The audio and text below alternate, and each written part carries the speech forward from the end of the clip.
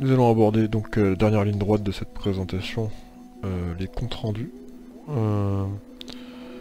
Donc cette notification en haut à droite, qui est accessible sur toutes les pages de l'application, donc apparaît dès la fin de votre sortie collective.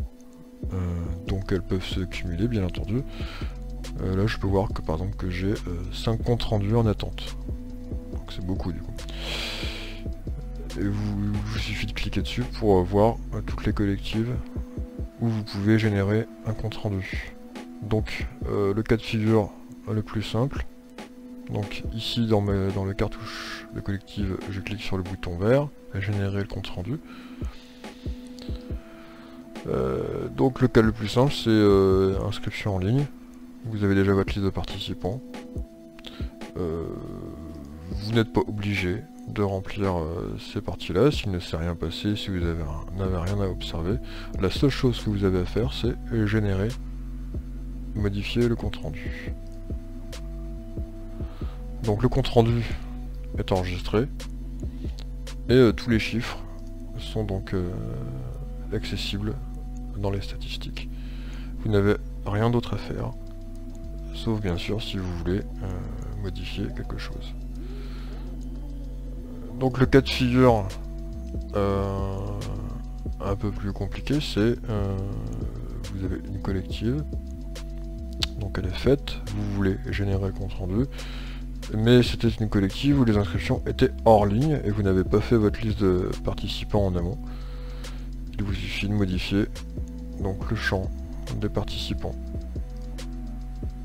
et vous composez votre liste. Vous ajoutez votre liste de participants est faite. Il vous suffit de générer, modifier compte rendu et votre compte rendu est fait.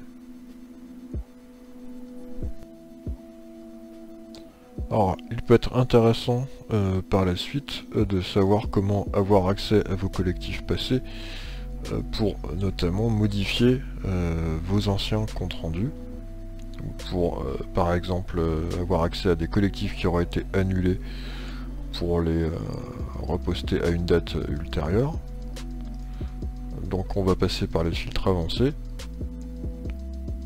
et il vous suffit de rentrer le nom, votre nom ou le nom de l'encadrant de la sortie.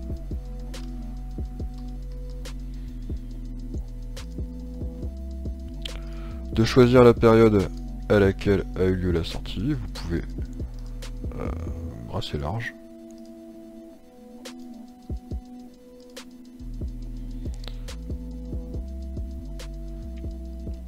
Et vous avez accès donc aux sorties annulées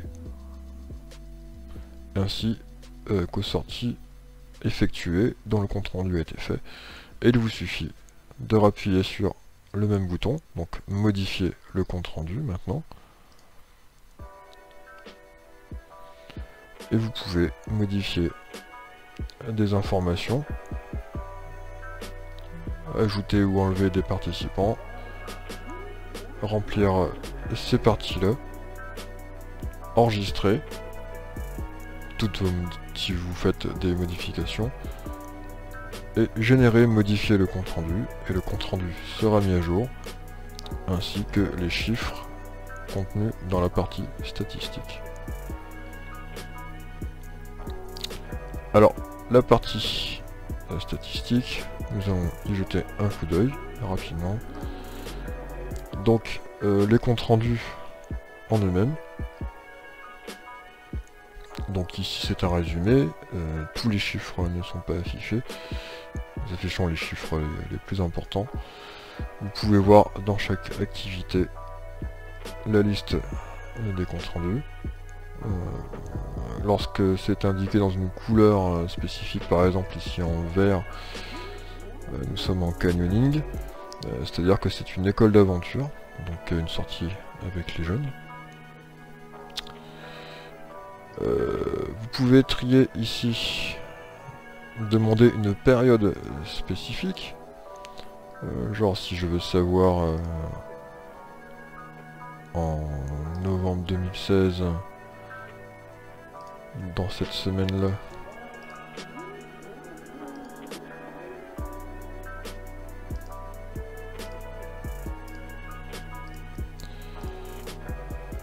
Je peux voir quels ont été les comptes rendus qui ont été faits, donc dans la date que j'ai sélectionnée. Et vous retrouvez les mêmes options dans les autres pages de statistiques. Donc ici, le classement des encadrants. Donc l'utilité principale n'est pas forcément de voir le classement, mais ça permet de voir les statistiques spécifiques à chaque encadrant de manière globale et dans chaque activité. Donc, nous voyons le nombre de comptes rendus, le nombre de journées encadrées, co-encadrées. Voilà, ça permet de se faire une idée sur l'activité de chaque encadrant et cela peut être utile en fin de saison. Enfin, la synthèse pour la fédération.